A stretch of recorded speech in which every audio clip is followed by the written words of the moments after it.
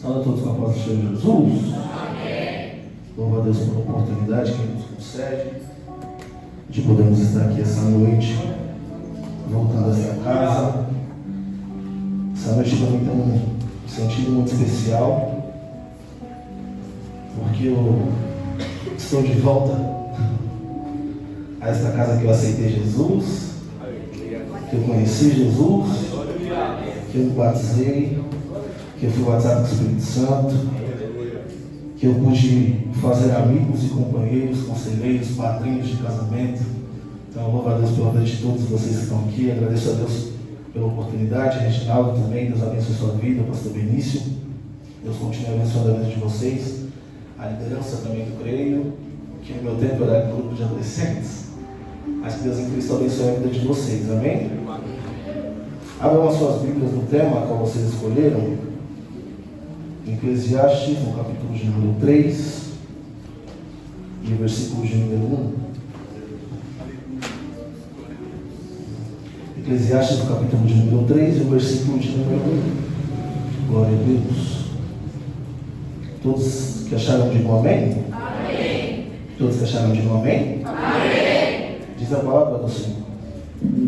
Tudo tem o seu tempo determinado, e há tempo para todo propósito debaixo dos céus. Vou ler novamente. Tudo tem o seu tempo determinado, e há tempo para todo propósito debaixo dos céus. Forem as Bíblias de vocês também, no livro de Marcos,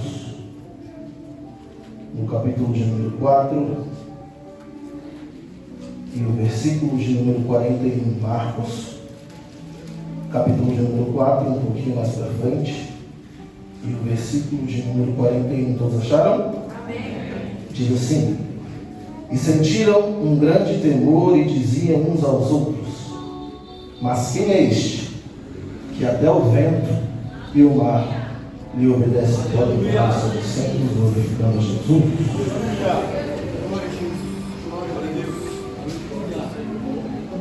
Louvado é o nome do Senhor.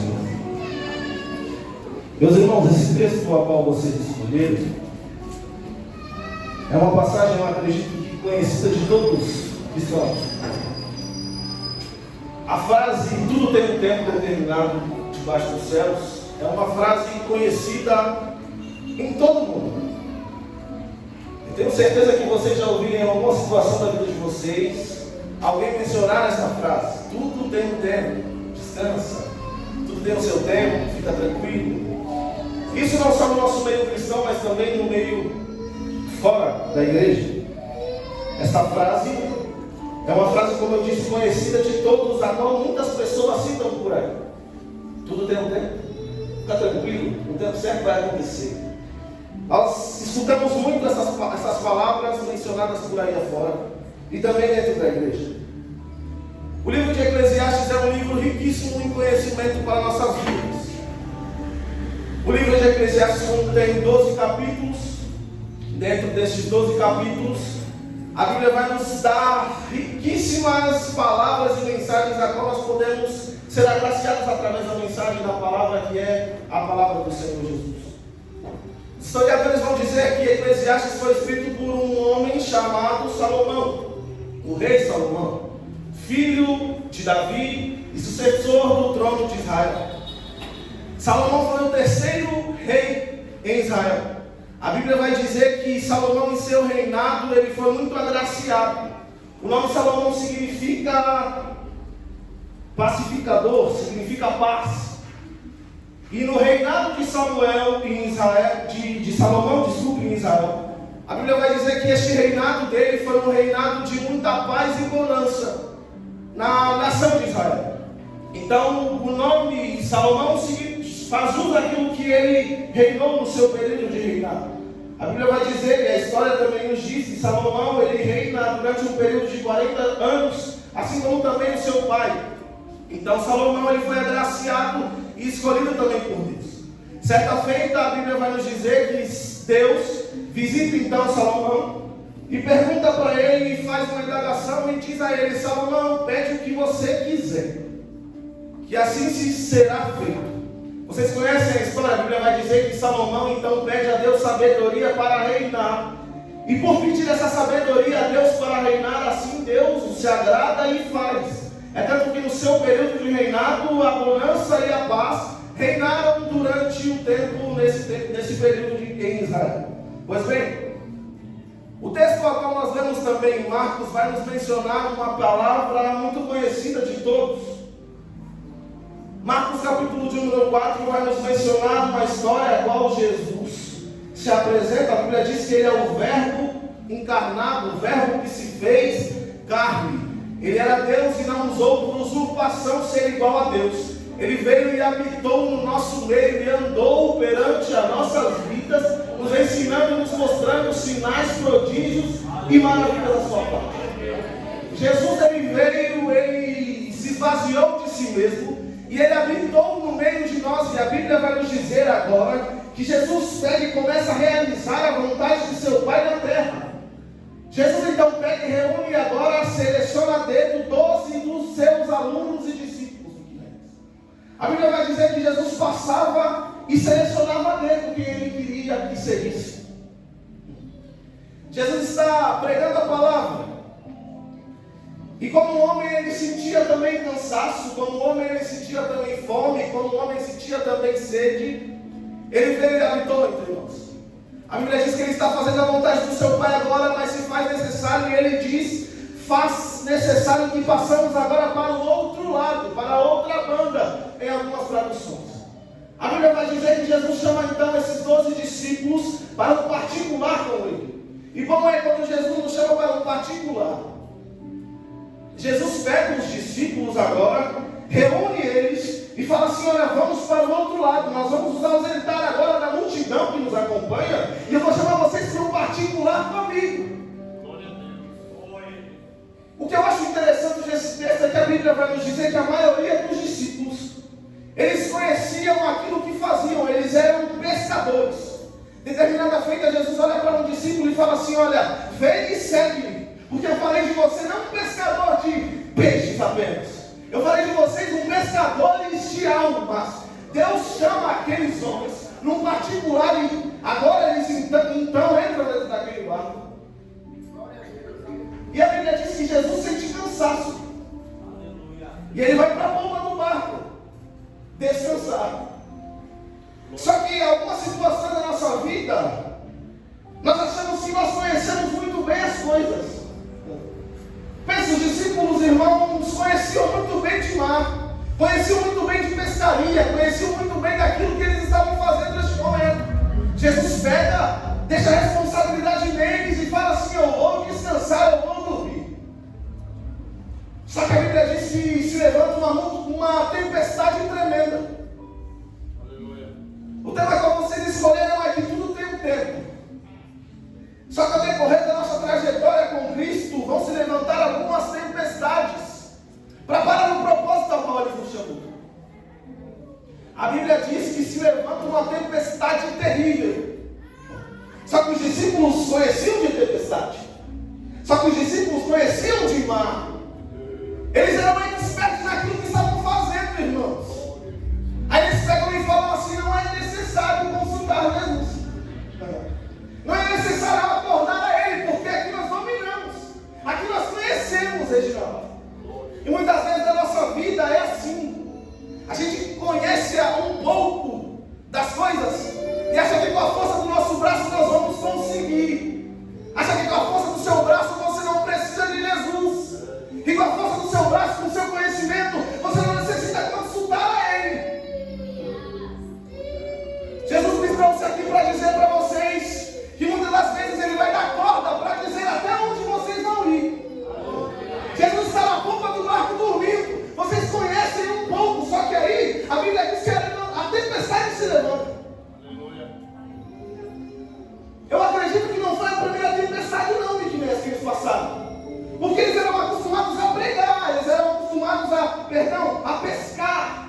Eles eram acostumados a estar ali naquele ambiente, era um ambiente que eles conheciam. Às vezes o ambiente que nós conhecemos nos dá um conforto, a ponto de pensarmos que não necessitamos mais de Jesus para nada. A Bíblia vai nos dizer que a tempestade se levanta. O barco balança para um lado, balança para o outro, os discípulos tentando fazer alguma coisa, tentando suprir aquela necessidade, suprir aquele tempo que eles estavam passando. Só que chega um determinado tempo que eles veem que com a força do braço deles e com o conhecimento deles, eles não chegariam a lugar nenhum. Porque Jesus ele nos dá corda para que nós possamos fazer. Só que sem consultar a Jesus, de nada vale. E sai daqui sem um propósito, de nada vale. Sair da tua casa sem um propósito de adorar a Jesus, é melhor ficar em casa. Nos reunir numa assembleia sem um propósito de adorar, irmãos, é melhor ficar em casa. Porque a Bíblia diz que onde tem 2 ou 3 reunidos no nome dele, lá ele estará no meio deles. Quem disse foi a palavra de Deus. Ela não mente, irmãos. Onde tem 2 ou 3 reunidos, lá eu estarei no meio. Que é outra, a Bíblia diz que ele estaria conosco até a consumação dos séculos. Nós aqui estamos em mais de 50 pessoas. Aí a pergunta para você é essa: qual foi o pedido que você fez para Jesus hoje? Como você entrou aqui essa noite? Com um propósito? Ou simplesmente para ver quem vai pregar? Ou simplesmente para ver quem vai cantar? Ou simplesmente para entender qual vai ser o louvor? A Bíblia diz que tem 2 ou 3, eu estou no meio, mas se estiver dividido, não adianta nada. A Bíblia diz que os discípulos estão naquela situação, no tempo de escola de Jesus. Ele está na polpa, dormindo. Ele está na polpa, descansando. E os discípulos trabalhando, porque achavam que conheciam o Miqueles. Conheciam o barco, conheciam aquilo que faziam, mas de fato andavam com ele e não conheciam o dono do mar. Eu estou falando dos discípulos. Homens que foram chamados, selecionados a dele. Homens que andavam com Jesus. Homens que obedeciam. Homens que observavam os sinais, os prodígios e maravilhas que ele fazia e realizava enquanto estava aqui na terra. Irmãos, uma coisa é falar do Bruno. Outra coisa é falar de um discípulo que andou com ele. A Bíblia nos chama de bem-aventurados, porque nós não andamos, mas nós resolvemos acreditar nele. A Bíblia te coloca num patamar ainda maior do que os discípulos. Sabe por quê? Porque você não andou com ele, mas você resolveu acreditar. E a salvação ela vem pelo crer em Jesus. A salvação ela vem pelo crer que ele pode ser o suficiente salvador da sua vida. Só que muitas vezes a gente se reúne e você olha para os outros, parece que está todo mundo de cara fechada, esperando quando você vai errar. Mas quando nos reunimos, Flávia, com o propósito de adorar a Ele, eu não quero me importar com quem está do meu lado. Quando eu me reúno para adorar a Jesus de fato, eu não quero saber se quem me olha, quem me observa, não, irmãos, porque esse não é o propósito. A Bíblia vai nos dizer que eles conheciam aquilo. Só que, Igor, eles vão até o mestre e falam: Jesus, acorde, porque nós vamos perecer. Os discípulos não tinham entendido o propósito maior, Miqueles. Sabe qual é o propósito maior? As almas. Ele chama o discípulo e fala assim: pastor Benício, olha, eu vou fazer de você um pescador, não só de alma, de peixes, perdão, mas eu vou fazer de você um pescador de almas.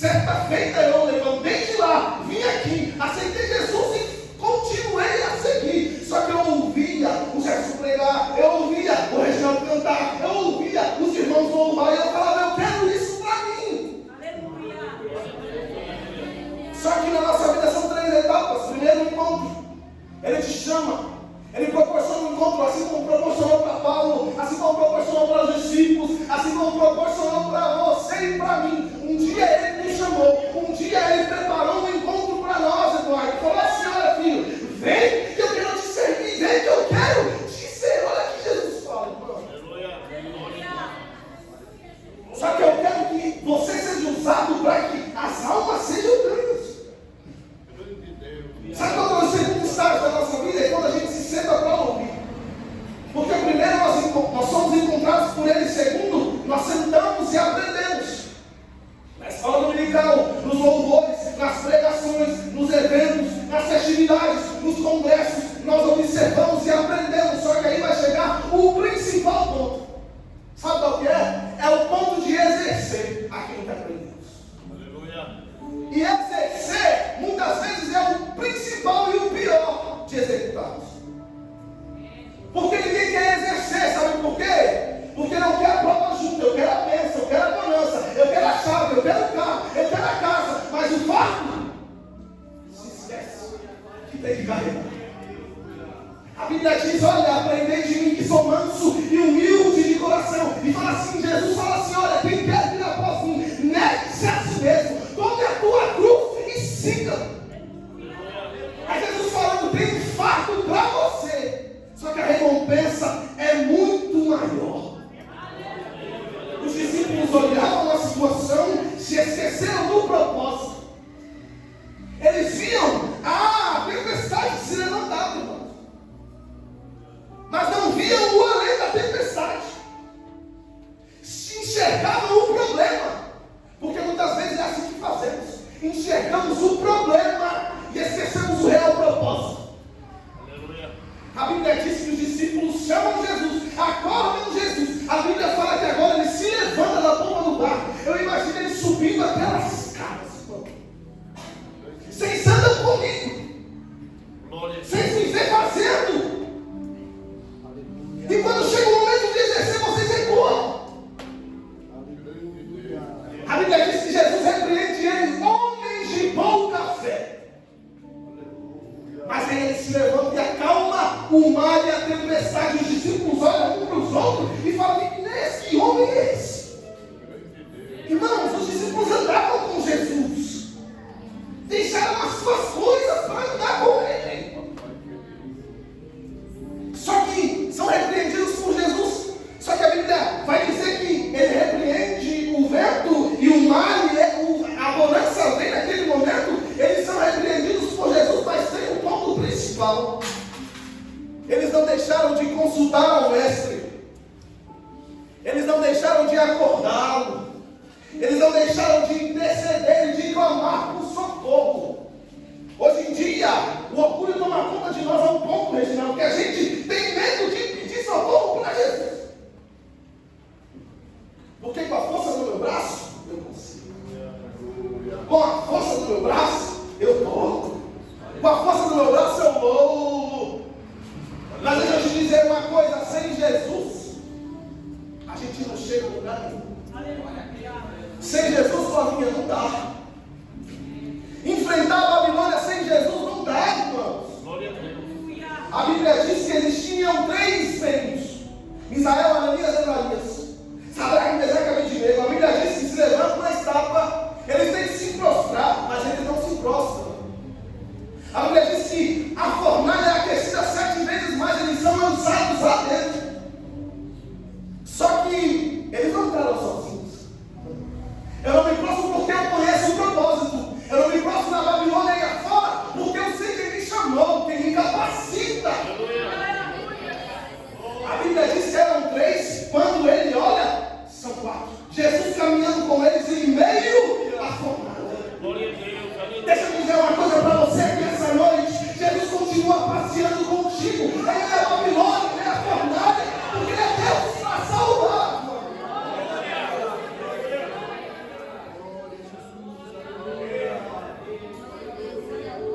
Eu não sei qual é o propósito você sair da sua casa essa noite. Eu não sei se você veio aqui tirar selfie, olhar para o irmão, conversar, eu não sei. Mas o meu propósito ao sair de casa foi para adorar a Jesus e dizer que Ele é santo, Ele é santo, Ele continua sendo digno.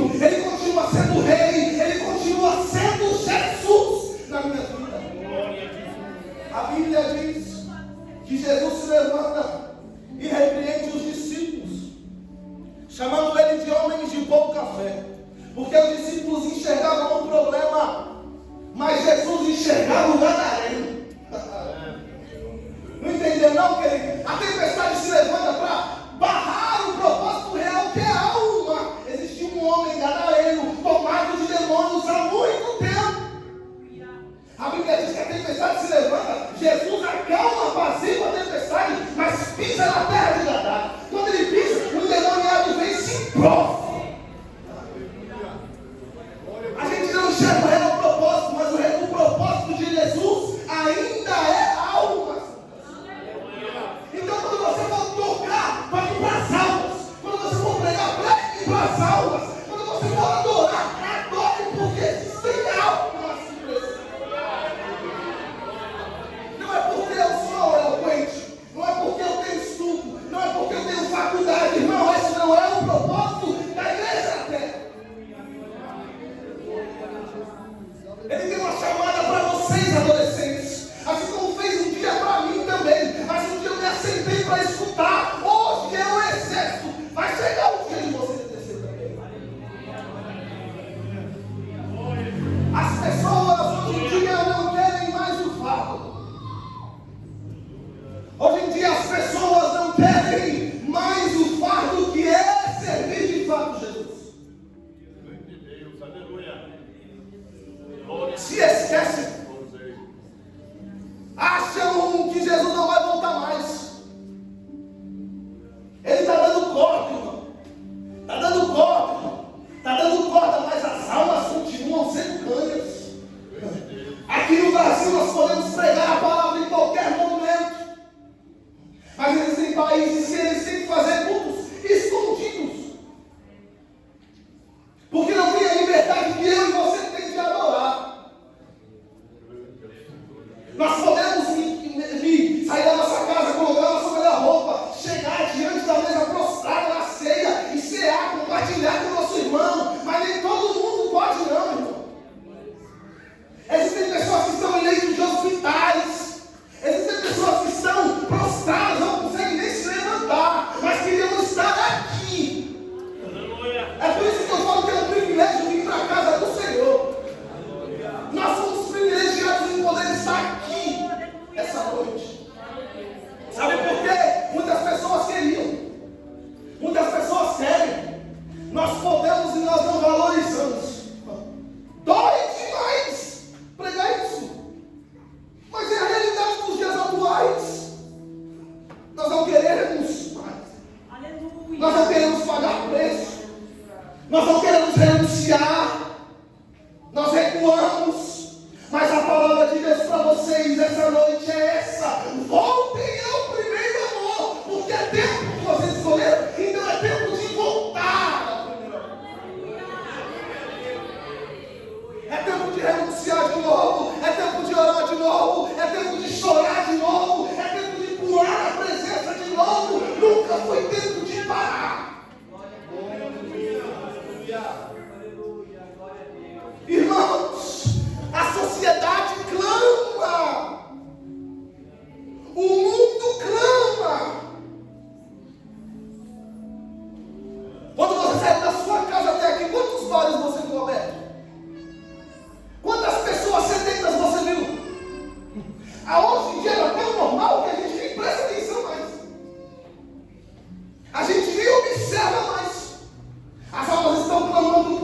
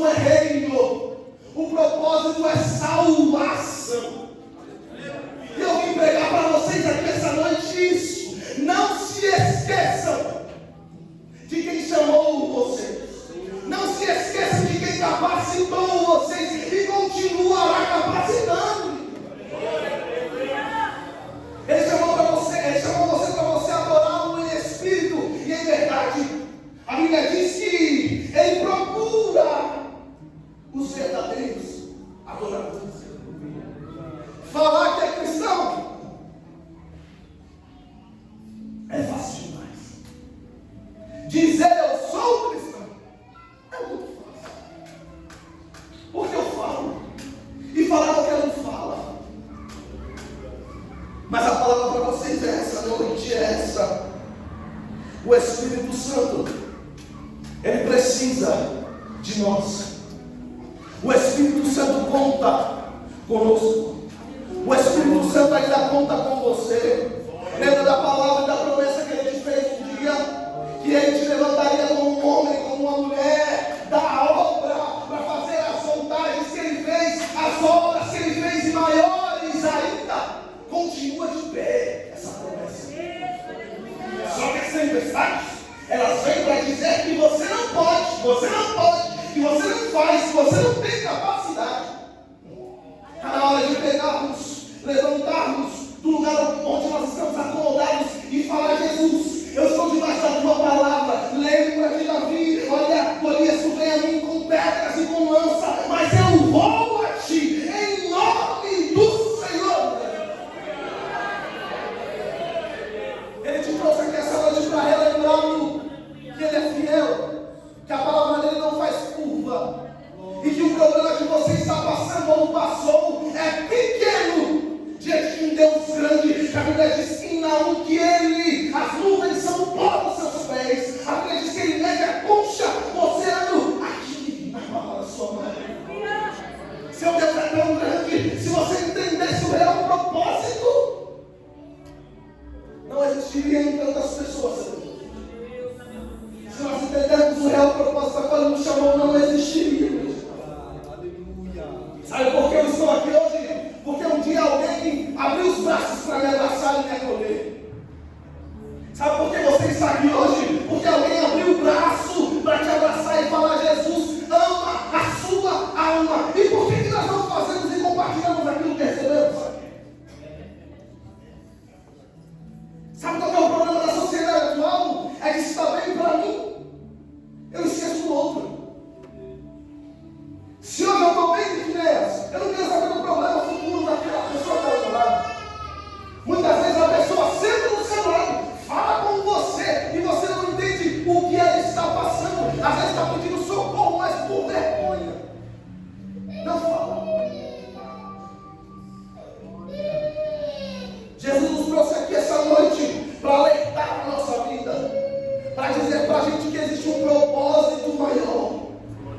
Que o propósito é almas, que o propósito é reino, que ele continua sendo Deus. Então, adolescentes, creio que estão aqui essa noite, entendam que Jesus continuará sendo Deus, independente do tempo que vocês estejam passando, que em todas as fases de tempo da nossa vida, que ele continue sendo Jesus, Pai. Não se esqueça do propósito, filho. Nossa, comandaça.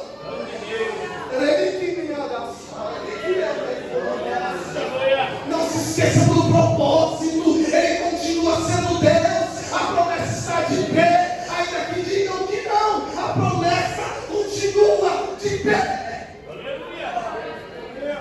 Ele continua sendo Deus para salvar. Ele continua sendo Deus para curar. Ele continua sendo Deus para libertar a vida. Aleluia. Grande Deus, aleluia. Exaltado é o nome de Jesus. A Bíblia diz que Jesus chega no tempo dele. Lázaro estava morto, tinha 3 dias. No tempo de Jesus, ele chegou para ressuscitar Lázaro. A Bíblia diz que Bartimeu estava cego, mendigando, mas no tempo de Jesus aprouve a ele passar por Jericó e curar Bartimeu. A Bíblia nos diz também que a mulher do fluxo de sangue gastou tudo que tinha, mas no tempo de Jesus aprouve a ele passar por ali e ela ser curada e sanada da sua enfermidade. No tempo dele ele chega, irmão, independente de quem fale que não vai chegar, o tempo é de Jesus. E no momento certo, ele vai chegar para te dar sua vida. Nós sentamos, nós somos escolhidos. Nós sentamos e aprendemos mas vai chegar o dia que exerceremos. Vocês são o futuro da igreja. Um dia vocês estarão regendo, pregando, cantando, louvando, dirigindo igreja. É para isso que Ele nos chamou, porque a obra é dele e a obra não para. Deus não está limitado no tempo que eu estou em você, né? Nós estamos presos num tempo de 24 horas e de um ano tremendo, que é 300 e poucos dias. Mas Deus não está limitado ao nosso tempo, pastor. Ele é soberano. Ele é rei acima de todas as coisas, como foi cantado aqui. Mas em todo o tempo das nossas vidas, nunca nos falte a presença de Jesus. Como Davi clamou, Deus, não retire de mim o teu Espírito Santo. A tua presença. Pode me faltar amigos, pode me faltar companheiros, pode me faltar dinheiro, pode me faltar casa, carro, pode me faltar tudo, mas o que não pode me faltar é a presença. Porque sem a presença nós não andamos. Sem a presença nós não caminhamos. Sem a presença nós não exercemos. Sem a presença não existe igreja. Que no seu lar não falte a presença. Que na tua casa não falte a presença. Que na tua escola, na tua faculdade, no teu carro, nos teus bens, não falte presença de Deus. Independente de placa, não falte presença. Independente de estudo, independente de eloquência, que não falte presença de Deus. Porque é o que não pode faltar. Sem a presença nós não caminhamos, irmãos. Sem a presença nós não andamos. Ainda que a tempestade se levante para dizer para você que você tem que parar. Que não falte presença na nossa vida. Porque sem presença, irmão, é à toa a nossa vida aqui. Sem comunhão é à toa a nossa vida aqui. Eu lembro que quando nós sentávamos nesses bancos, que nós nos levantávamos para adorar, nós pensávamos, vão entrar pessoas aí que precisam ouvir a palavra através da nossa boca, ainda que não seja pregada, que seja cantada. Quando vocês se levantarem para adorar, adorem em espírito, em verdade, porque através de um louvor foi onde Ele me encontrou lá atrás, onde Ele me edificou. Mas que não falte presença. E na nossa vida não falte o principal olho da vida. A Bíblia diz que nós somos sal e luz. Mas hoje em dia, nosso sal é Jesus. Nossa luz não ilumina mais.